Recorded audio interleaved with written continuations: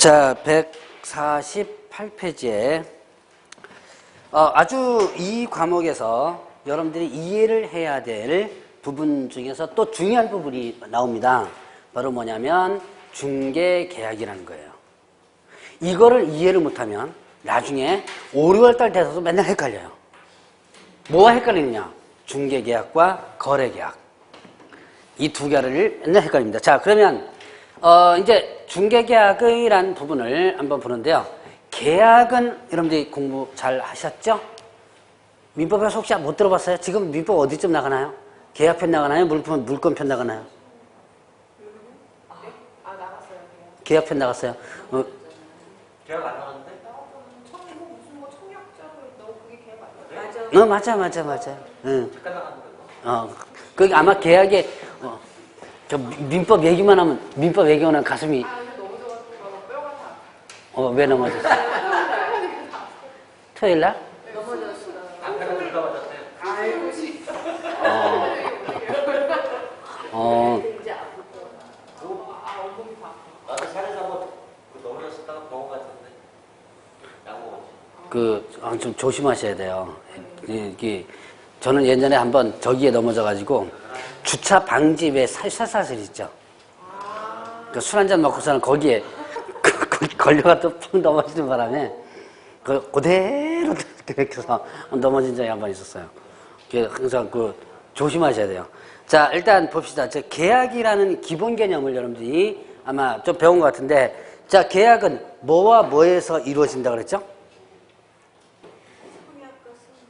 계약은 청약과 승낙. 아주 기초입니다. 이건 아마 여러분들이 민법에서 아마 계약편을 진도를 안 나갔어도 기본적으로 요거까지는 아마 배우고선 아마 물건을 나가든지 뭘 나가든지 나갔을 거예요, 아마. 그래서 아마 청약 승낙을 아마 여기에서 아마 좀 배웠을 겁니다. 자, 그러면 우리가 청약이라는 건 뭐예요? 우리 민법상으로는 당사자 일방의 의사표시 이렇게 좀 복잡하게 하죠? 좀 청약은 한 사람이 얘기하는 거예요. 자, 나 이거 1억에 물건 팔래. 이거 팔을 거야. 이게 청약이고요. 승낙은 뭐예요? 그걸 받으면 되는 거죠. 그럼 내가 그 1억에 살게. 라고 하는 게 승낙이죠. 자, 그러면 계약은 청약과 승낙에 의해서 딱 의사가 합치되면 어떻게 된 거예요? 계약이 성립되는 거죠. 자, 요까지는 여러분들 민법에서 배웠을 겁니다. 자, 그러면 이제 팔고 사는 계약. 한 사람은 이거 1억에 팔 거야라고 한다면 이게 청약이고, 자, 그러면 이거를 갖다가 사겠다 그러면 승낙이죠. 그럼 팔고 사는 계약을 무슨 계약이라고 그래요? 그렇죠. 매매 계약이라고 그러죠. 자, 그러면 이런 계약도 있죠. 나 이거 지금 요만한 공간을 임대차 할 거야. 공간 남으니까, 자, 임대를 할 거야. 임대할 거야라고 하고, 자, 임대할 거야 그러니까 뭐가 되는 거예요? 청약이죠. 그럼 거기에 맞는 사람이 와가지고, 나 그럼 이거 얼마에 임차할 거야? 그럼 이거 뭐가 되는 거예요? 승낙이 되는 거죠. 그러면 임대하고 임차하는 계약이니까 무슨 계약이에요? 네, 임대차 계약이죠. 쉽죠?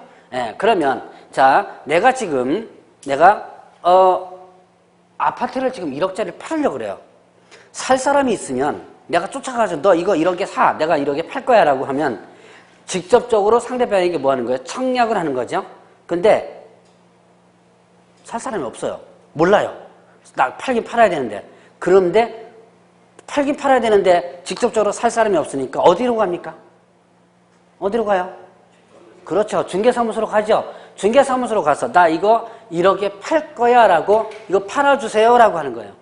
1억에 팔아주세요 라고 하면, 자, 그러면 그 사람이 중개사무소 1억에 사나요? 아니죠. 자, 살 사람을 어떻게 돼요? 연결시켜 주죠. 자, 이때 나 이거 1억에 팔아주세요 라고 중개사무소에서 얘기하는 것은 달리 말하면 어떻게 돼? 나 이거 1억에 팔 거니까 누구 소개시켜 주세요? 살 사람 소개시켜 주세요 라고 하는 거죠. 자, 소개라는 말은 다른 말로 뭐라 그랬어요? 알선. 또 다른 말로 중개죠. 자, 그러면 이게 뭐냐? 자, A라는 사람이 갑이라는 사람에게 자, 이거 1억에 팔아주세요 라고 얘한테 청약을 하는 거예요. 그럼 이때 1억에 팔아주세요라고 한다는 얘기는 얘가 사는 게 아니죠. 그럼 얘는 다른 말로 얘기하면 정확히 표현한다, 뭐라고 표현한다. 나 1억짜리를 팔 거니까 누구 소개시켜 주세요? 살 사람 소개시켜 주세요라고 얘한테 뭐 하는 거예요? 청약을 하는 거예요. 그럼 청약을 하면 얘는 어떻게 돼요? 그러면 살 사람 있으면 어떻게 할게? 소개해 줄게라고 대답하면 이게 뭐가 되는 거예요? 그렇죠. 승낙이 되는 거죠. 자, 얘는 A는 갑에게 1억에 팔 거니까 살 사람 소개시켜 주세요라고 청약하는 거고, 얘는 살 사람 나오면 소개시켜 줄게라고만 한다. 승낙을 하면 결국은 청약과 승낙에 의해서 뭐가 성립되는 거예요? 그렇죠. 계약이 성립되죠. 바로 그 계약을 무슨 계약이라고 그런다? 소개해주겠다, 소개시켜 달라는 계약이죠. 그러니까 이걸 뭐라 그래요? 중개계약이라고 하는 거예요. 자, 그럼 다시 한번 보죠. 이거 팔겠다. 그러면 그거 사겠다. 직접적으로 하는 계약을 뭐라 한다? 팔고 사는 매매계약이라고 그러고, 내가 요만한 공간을 임대하겠다. 그럼 내가 직접적으로 내가 거기 가서 임차하겠다라고 한다면 무슨 계약? 임대차 계약. 갖다 붙이면 되는 거예요. 그러면 얘는 소개시켜달라? 그러면 소개시켜 주겠다라고 약속하는 거죠. 그러면 승낙이 되는 거고, 그러면 소개시켜 주는 계약이 성립되는 거죠. 그래서 이걸 뭐라 한다? 중개계약인 거예요. 자, 그래서 A와 갑 사이에는 무슨 계약이 성립된다? 중개계약이 성립되는 거예요. 자, 중개계약의 개념을 잘 들어보셔야 돼요. 제가 이거를 이때 설명드리고 1월달 때 설명드릴 겁니다. 그리고 3월달 때 가면 거의 간단하게 설명하고 설명 안 하고 넘어갈 거예요.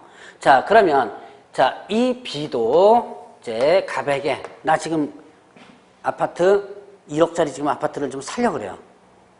살 사람 있으면 쫓아가지고 그거 내가 살게 라고 하면 되죠. 지금 근데 살 사람 모르죠. 나 1억에 지금 아파트를 1억짜리 하나 사야 되는데 살 사람 모르는 거예요. 그럼 모르면 어디로 간다? 중개사무소 가죠. 자, 중개사무소 가가지고 자, 갑한테 뭐라 그래요? 나 아파트 1억짜리 사줘. 1억짜리 아파트 사줘. 라고 그러죠. 그럼 1억짜리 아파트 사줘. 이걸 정확히 표현한 뭐예요? 나 1억짜리 아파트 살 거니까 누구 소개시켜줘? 그렇죠. 팔 사람 소개시켜줘. 그러는 거죠. 자, 바로 소개시켜줘. 이게 뭐가 되는 거고? 청약이죠. 그럼 조건에 맞는 아파트 물건 매물 하나 나오면 내가 나중에 연락해 줄게, 소개시켜 줄게 라고 약속하죠. 소개시켜 줄게 약속하면 이게 뭐가 되는 거? 네, 승낙이 되는 거예요. 자, 청약과 승낙에 대한 기본적인 개념은 민법에서 배웠다는 전제조건 하에서 제가 설명드리는 거예요. 자, 그러면 이 갑과 B 사이에는 자, 뭐가 성립된다? 계약이 성립되는 거죠. 청약과 뭐에 의해서? 승낙에 의해서 계약이 성립되죠. 자, 계약이 성립되는데 어떤 계약이 성립된다? 소개시켜 주겠다, 소개시켜 달라는 계약이 성립되죠. 그래서 앞에다 갖다 붙이면 돼요. 무슨 계약? 네, 중개계약이 성립되는 거예요. 자, 그러니까 중개계약에 대한 기본적 개념입니다. 이 중개계약에 대한 기본적 개념을 나중에 이제 모르면 이 둘 사이의 계약과 헷갈려 버려요. 자, 그러면 갑이 A로부터도 중개계약, A와 중개계약 체결했죠.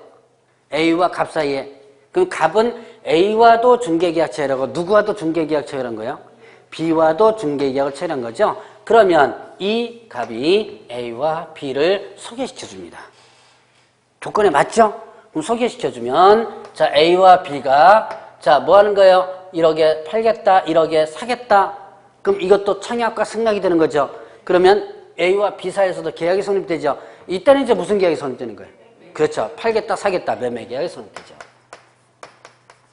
자, 매매 계약이 성립되고, 자, 이거를 똑같이 임대차를 합니다. A와 B 사이에 임대와 임차를 하면 뭐냐? 임대차 계약이 성립되는 거죠. 자, 그러면 여기에서 보면 지금 매매와 임대차를 흔히들 통틀어서 뭐라고 표현하죠? 매매, 임대차, 이걸 뭐 한다라고 표현해요? 매매나, 요거는 이제 중개는 요 밑에고, 여기서 보죠. 매매, 임대차, 이런 것들 뭐 한다 그러죠? 흔히들? 간단해요. 거래한다 그러죠. 간단하죠? 자, 이거 쉬워요. 이거 어려운 거 아닙니다. 거래한다 그러죠. 그러니까 자, 매매 계약이나 임대차 계약 뭐 이런 것들을 몽창 묶어서 자, 매매 계약, 임대차 계약 이걸 몽땅 뭉뚱그려 가지고 무슨 계약으로 표현한다? 무슨 계약으로 표현하냐면 이걸 몽창 묶어 가지고 거래 계약이라고 표현하는 거예요. 자, 다시 한번 우리가 흔히 거래계약, 거래계약 하죠? 이 거래계약은 매매계약과 임대차 계약, 소위면은 또 교환계약 뭐 이런 거 있죠? 이런 것들을 몽창 묶어가지고 한꺼번에 뭉뚱그려가지고 뭐라고 표현해요? 거래계약으로 표현하는 거예요. 자, 그러면 이제 계약은요, 앞에다가 갖다 붙이면 되는 거예요. 중개계약과 거래계약의 거래 당사자를 보죠. 자, 중개계약, 자, 중개계약, 그 거래계약과 중개계약에서 계약의 당사자 보겠습니다. 중개계약의 당사자는 누구죠? 중개계약의 당사자. 계약의 당사자는 A하고 갑. 자, A는 뭐냐면 의뢰인이라고 합니다. B도 뭐라 하냐면 의뢰인이라고 그래요. 자, 그럼 이제 또 이것도 갖다 붙이면 돼요. A는 뭐를 얘한테 의뢰한 거예요? 파는 거를 의뢰했죠? 파는 거를 의뢰했으니까 뭐라 그런다? 매도 의뢰인이라고 그래요. 얘는요, 뭘 의뢰한 거예요? 사는 걸 의뢰했죠? 사달라고 그랬죠? 얘를 뭐라 그런다? 매수 의뢰인이라고 해요. 갖다 붙이면 되는 거예요. 여기는 임대를 부탁했으면 임대 의뢰인이 되는 거고, 그 다음에 또 얘는요, 임차 의뢰인이 되는 거죠. 자, 그러면 자, 이 A가 갑에게 1억에 팔아줘라고 했다면 이건 청약도 되지만 얘가 얘한테 뭐 한 거예요? 부탁한 것도 되죠. 부탁한 걸 다른 말로 뭐라 그런다? 의뢰하는 거라는 거예요. 자, 그러면 계약의 당사자를 거래계약과 중개계약의 차이점을 보면 중개계약의 당사자는 의뢰인과 계약공개사죠. 또 의뢰인과 계약공개사, 계약의 당사자입니다. 중개계약의 당사자. 그러면 거래계약의 당사자는 뭐예요? 의뢰인과 의뢰인 사이죠. 그럼 얘는 둘이 얘를 빼버리면 얘는 뭐가 되는 거예요? 거래하는 당사자죠. 거래하는 당사자죠. 그래서 이걸 뭐라 그런다? A와 B를 거래하는 당사자라 그래서 그냥 간단하게 거래 당사자라 그러는 거예요. 자, 기본적 용어입니다. 앞으로 이제는 의뢰인, 매도 의뢰인, 임대 의뢰인, 매수 의뢰인, 임차 의뢰인 이렇게 표현을 하기도 하고요. 자, 그러면 이 A와 B를 또 다른 말로 뭐라고 표현한다? 자, 갑 입장에서 보면 팔아달라, 사달라고 부탁한 의뢰인이 되죠? 의뢰인이 되지만, 자, 이 당사자끼리 보면 어떻게 된다? 거래 당사자가 되는 거죠. 그래서, 자, 이제 계약에 대한 기본적 개념. 다시 한번 보죠. 중개계약은 누구와 누구 사이의 계약이다? 의뢰인과 계약공인중개사죠. 의뢰인과 계약공인중개사. 그러면 자, 거래계약은 누구와 누구 사이의 계약이다?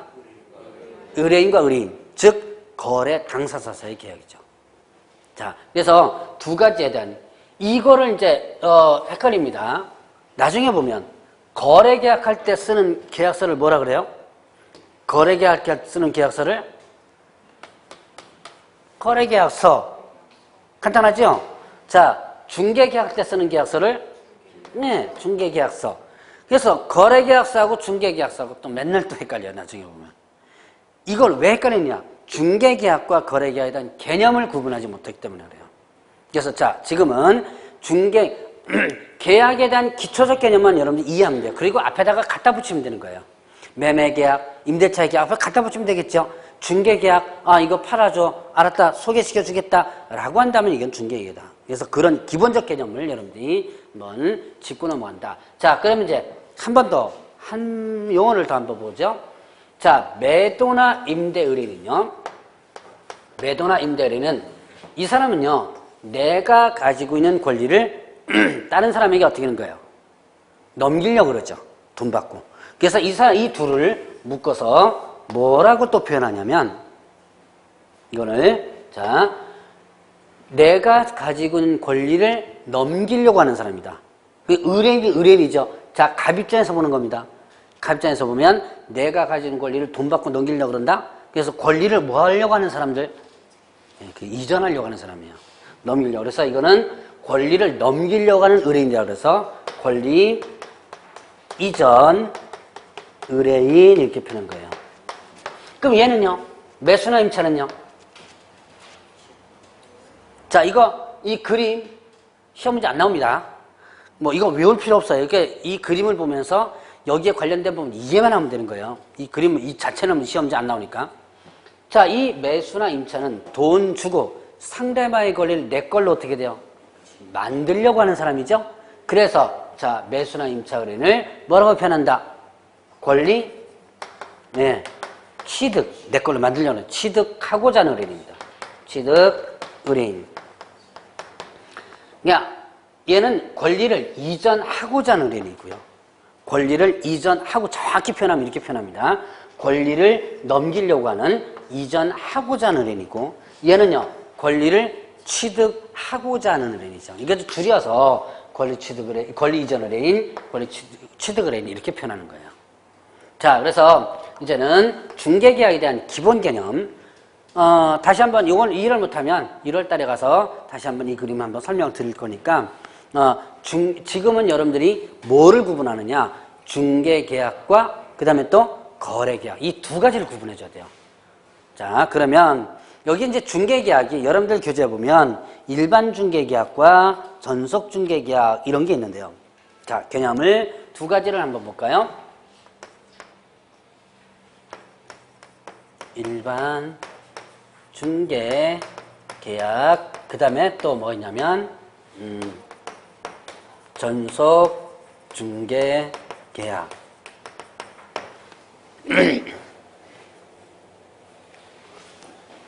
자, 일반 중개계약은요. 일반 중개계약은 일반적인 중개계약이죠. 우리나라에서 가장 많이 이루어지는 중개계약인데 여러 개업공개사에게 경쟁적으로 의뢰를 해서 그 중에서 거래가 성사되는 개업공개사에게만 중개보수를 지급하는 계약이에요. 자, 그러니까 뭐 간단하죠. 앞집, 옆집 다 내놓는 거예요. 여러분들은 혹시 몇 집 정도 내나요? 물건 내놓을 때? 보통? 두세 집? 네, 보통 두세 집. 많으면 한 5집까지 내죠. 큰 집에 내놓는 경우가 한 중개사무소만 내놓는 경우가 거의 없죠. 네, 큰 집에만 내놓는 경우가 거의 없어요. 보통 보면 앞집, 뒷집 해가지고 한 집에만 내나요? 한 집에 내놓잖아요. 바로 나가요? 오. 그런 단골집 같은 경우는 그런 집도 있어요. 자, 근데 일반적으로 보면요. 보통 두세 집 이상 내놔요. 자, 그럼 이런 경우 있죠. 일반 중개 형태는요. 자, 이제 갑을 병이 있습니다. A라는 사람과 B라는 사람이 있어요. A가 갑사무소에 갑니다. 갑사무소에 가서 물건 내놔요. 이거 팔아주세요. 의사무소가 내놓죠. 병사무소가 내놓죠. 자, 그러면 B도 이제 물건 찾으러 돌아다니죠. 부동산은 뭐가 중요하다 그래요? 여러분들 부동산을 취득할 때 뭐가 중요하다 그럽니까? 발품이 중요하다 그러죠. 간단하죠. 발품이 중요하다. 왜? 여기 돌아다니다 보면요. 싼 물건들이 나오게 되고 그거보다 더 중요한 건요. 같은 물건이 여기 집마다 틀려요. 가격이 또. 그런 경우가 의외로 많아요. 자, 그러면 보죠. 이 B가 갑사무소에 갑니다. 갔더만 A와 B가 만나게 해줘요. 근데 가격이 뭔가 좀 안 맞죠? 그래서 다음에 올게요. 다음에 보자는 사람 다 깨지는 거죠. 자, 깨집니다. 근데 다음날 B가 또 을사무소 또 가니까 또 A를 또 부릅니다. 이런 경우 종종 있을 거예요, 아마. 분명히 요 사무소에서 만난 사람을 또 다른 사무소에서 또 만나는 경우도 있어요. 가끔 이런 경우가 있습니다. 자, 그러면 여기서 어떻게 하냐? 여기서 자, 중개 개업공개사가 이제 가격 조정을 잘하는 거예요. 그래서 A와 B를 여기서 뭘 했다? 중개를 해준 겁니다. 그럼 결국 중개가 완성, 거래가 끝나고 이제 중개가 끝난 거죠. 끝나면 이때 자, 지금 중개 계약은 누구가 체결했어요? 중개 계약은 자, A는 자, 중개 계약 누가 체결했죠? 중개 계약을 그렇죠. 갑을병과 체결했죠. 이 집에도 팔아주세요. 알았습니다. 사람 있으면 연락드릴게요. 자, 알았습니다. 연락드릴게요. 그러면 이게 뭐가 된 거? 승낙이죠? 네, 그러니까 A와 갑과 중개계약 체결했고 A와 A와 병과 다 중개계약이 체결됐습니다. 근데 자, 거래는 이때 얘는 아예 소개도 해주지 못하고요. 얘는 갑은 소개를 해주긴 해주는데 뭐가 안 맞아가지고 깨졌죠. 그럼 결국 누구만 지금 보수받을 수 있다? 네, 을만 정상적으로 중개를 해줬죠. 그러니까 얘만 얘한테 보수를 받을 수 있고요. 당연히 얘한테도 받을 수 있는 거죠. 그러니까 자, A는 갑을 병과 중개계약을 체결했고 B는 요 집에도 가서 중개계약을 체결한 거죠. 어쨌든 이 집에도 제가 두 군데서 체결했죠. 자, 그러나 실질적으로 거래를 성사시킨 개업공개사는 누구만? 을만이죠. 그래서 을에게만 중개보수를 주면 되는 거예요.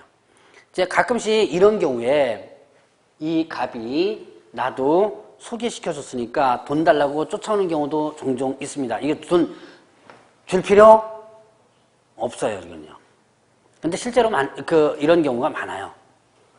이렇게 해놓고 나중에 이쪽으로 가면 나중에 또 돈 달라고 또 하여튼 밤새 쫓아다니는 그런 경우도 제가 보긴 봤습니다.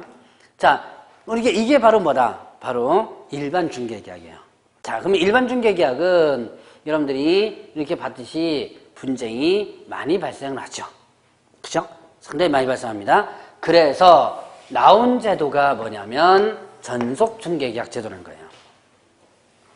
전속중개계약 제도를 글자 그대로 표현하면 뭐라고 표현하냐면 자, 의뢰인이 특정한 개업 공인중개사를 정하여 그 개업 공인중개사에게만 의뢰를 하는 제도를 뭐라 한다? 전속중개계약 제도. 자, 전속중개계약 제도 여러분들 149페이지에 보면 맨 밑에 조문에도 나와 있네요. 한번 볼까요? 뭐라고 돼 있죠? 자, 중개 의뢰는 중개상물의 중개를 의뢰함에 있어서 특정한 개업공개사를 정하여 그 개업공개사 하나여 당해 중개에서 중개하도록 하는 계약이다. 이렇게 됐죠? 자, 그러면 전속중개계약은 뭐냐? 의뢰인이 한 사람에게만 의뢰하는 거예요. 한 사람에게만. 자, 그러면 이때 전속중개계약은 자, 여기에서 A가 여러 사람에게 여러 개업공개 의뢰하는 게 아니라 한 사람에게만 의뢰하겠다라고 서로 약속하는 거예요. 이것을 흔히들 전속중개계약이라고 합니다. 근데 전속자 혹시 많이 들어보지 않았어요? 전속 모델. 그다음에 전속 모델 있고요. 전속계약이라는 말을 많이 들어보셨죠? 자, 제가 전속중개계약을 강의할 때마다 전속계약을 이 말을 많이 얘기를 합니다. 똑같아요. 전속계약. 연예인들 전속계약이라는 말을 많이 쓰죠. 자, 연예인들이 전속계약을 체결합니다. 그러면 그 회사에서 한 것만 일단 하도록 하죠. 그리고 그 회사에서 만약에 하지 않는 별도의 어떤 행위를 했다든가 그러면 뭐 위반이 되는 거예요? 전속계약 위반이 되죠. 전속계약 위반으로서 그 다음에 뭐가 막 날라와요? 뭐가 몇십억 대가 막 날라오죠. 전속계약에 대한 위약금 청구 소송이 날라오죠. 자, 여러분들이 전속중개계약은 똑같다고 보시면 돼요. 전속계약과 똑같아요. 다만 소개시켜주는 계약이죠. 그렇기 때문에 뭐가 가운데 더 들어갔다? 네, 중개가 더 들어갔다라고만 보시면 돼요.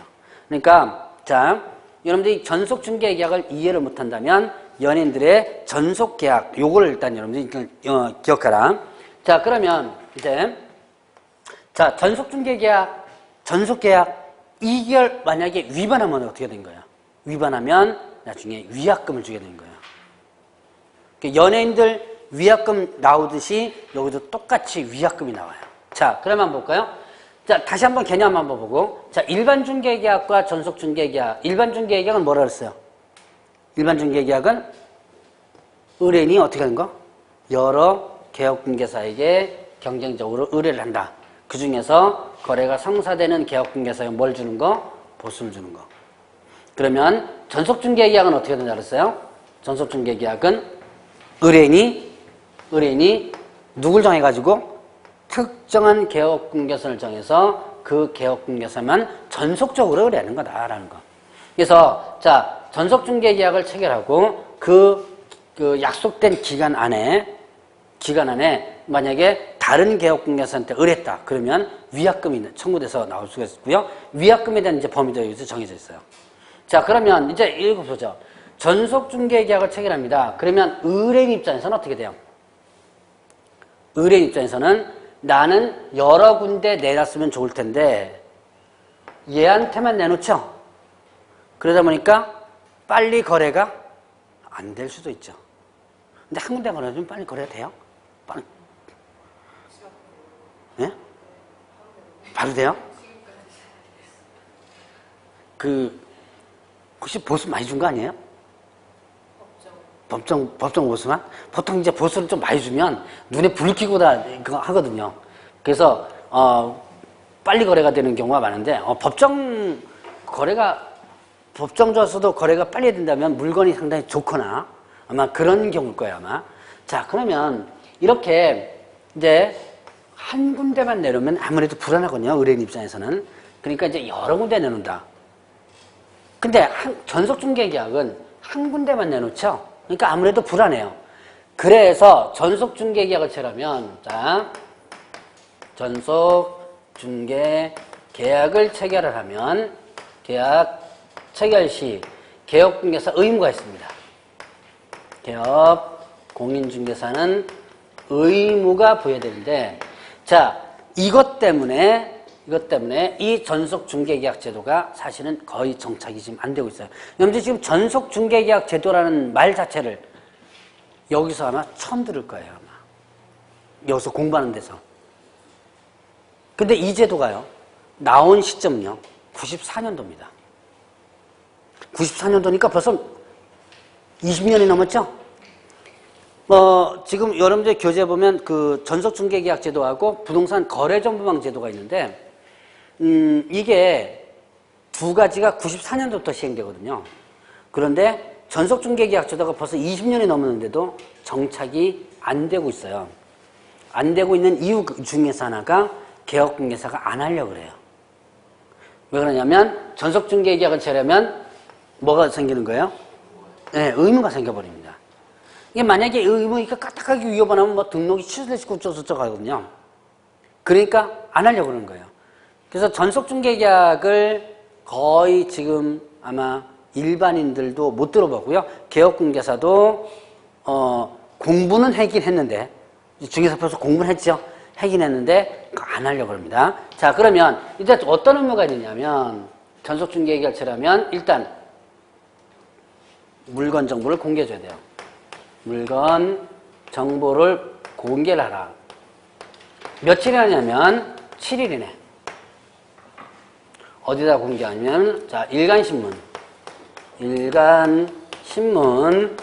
또는 부동산 거래 정보망이 있습니다.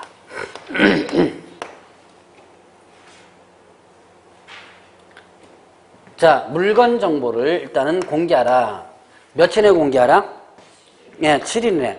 어디다 공개하냐면 일간신문에 공개하든지요. 아니면 부동산 거래 정보망에 공개하든지 둘 중에 하나 공개해 주도록 하고 있습니다. 왜 이렇게 물건 정보를 공개하라 그러냐면 한 사람에게만 의뢰를 하죠. 팔아달라고. 근데 이걸 갖다가 서랍 속에 박아놓고 오는 손님 기다리고 있으면 장사돼야 한대요.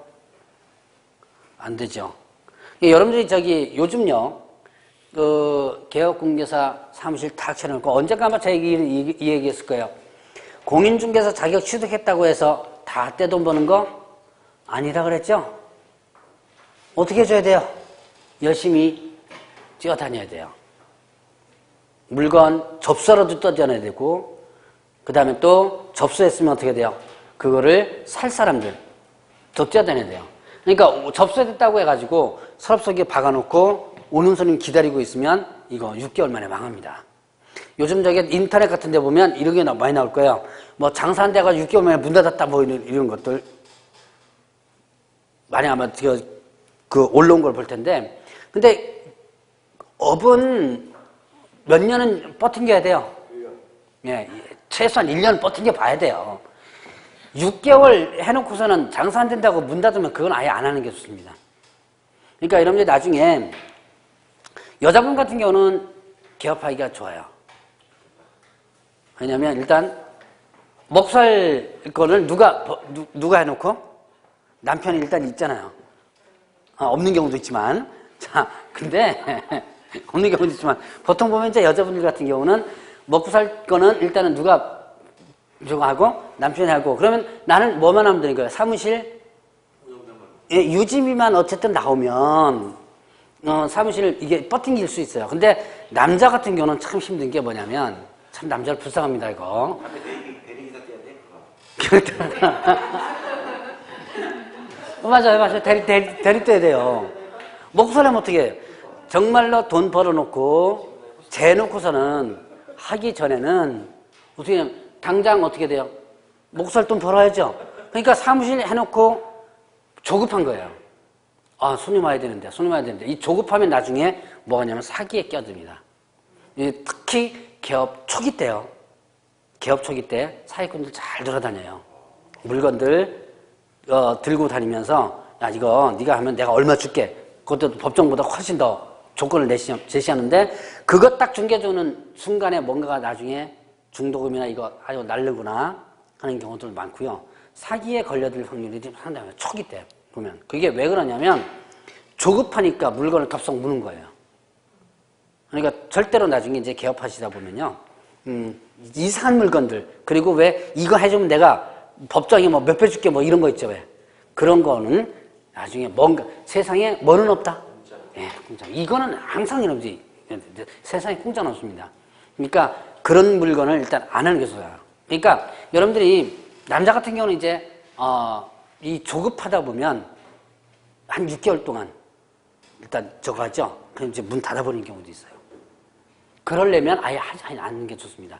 그러니까 당장 문 열고 나면 뭐 몇백만 원 들어온다? 절대 아니에요. 이것도 기반 잡아야죠. 사람들 이거 해야죠. 그렇죠. 뭐 광고도 상당히 좀 중요하죠.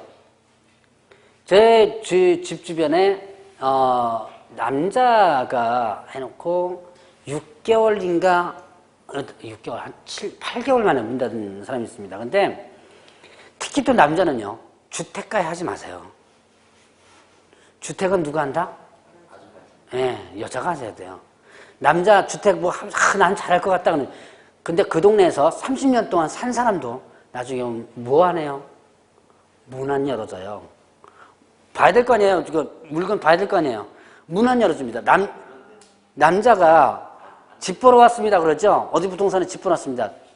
문 안 열어줍니다. 실제로 그래요. 아파트도 마찬가지고. 그래서 남자는 주택가에서 그 영락없이 망해요. 남자는 잠재적인 문제잖아요. 그래, 맞죠. 남자는 잠재적인 범죄자, 맞죠. 그러니까 이 주택가에서 하면 영락없이 망하는 데가 이 중개사무소입니다. 그러니까 남자는 오히려 아예 주택가에서 하려면 누군가가 부인이 뭐 있든가 아니면 여직원이 해놓고 나는 딴짓 하든가 그렇게 해야지. 여자한테 완전히 맡겨놓고 나는 뭐 어디 뭐 상가를 막 움직이든가 뭐 토지를 움직이든가 그래야지. 내가 주택을 한다 그러면 절대 안 돼요. 자, 어쨌든 이렇게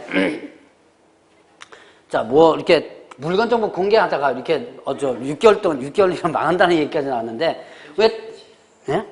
아니, 맞아. 현실이에요. 그러니까, 현실이니까 여러분들이 어쨌든 자격증 취득하고 나서 주택, 오히려 인기 많을 것 같은데? 주택하면.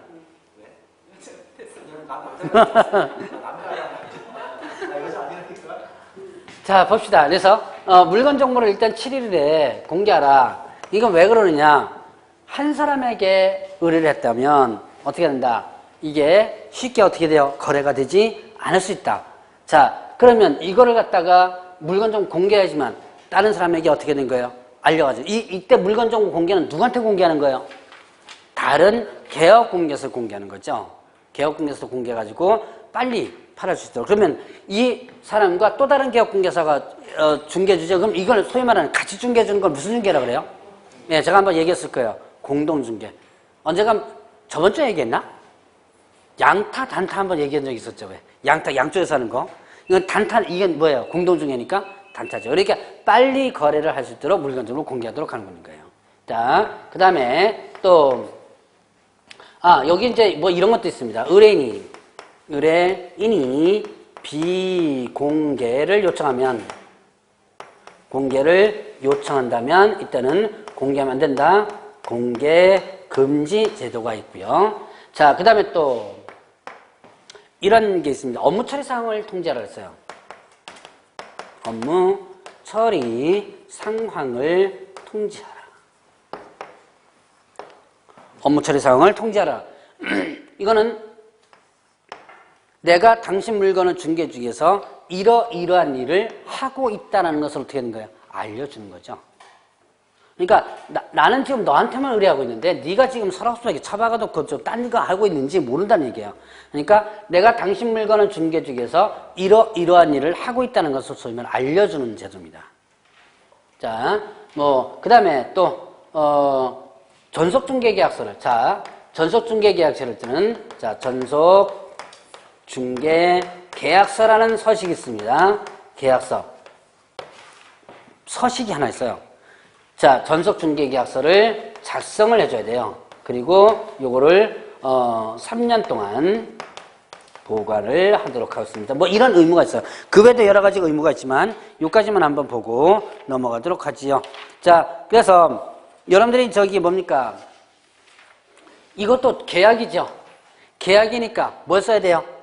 계약서를 쓰는 거예요. 의무적으로 이런 계약서를 쓰도록 하고 있어요. 여러분들이 저기 중개계약할 때 계약서 써봤어요? 이 계약, 자, 이거 중개계약할 때, 이런 중개계약할 때 계약서 한 번도 안 써봤을걸요? 이거 팔아주세요. 알았습니다. 팔아주세요. 청약이고, 알았습니다. 승낙이죠? 뭘로만 해요? 입으로만 하죠. 말로만.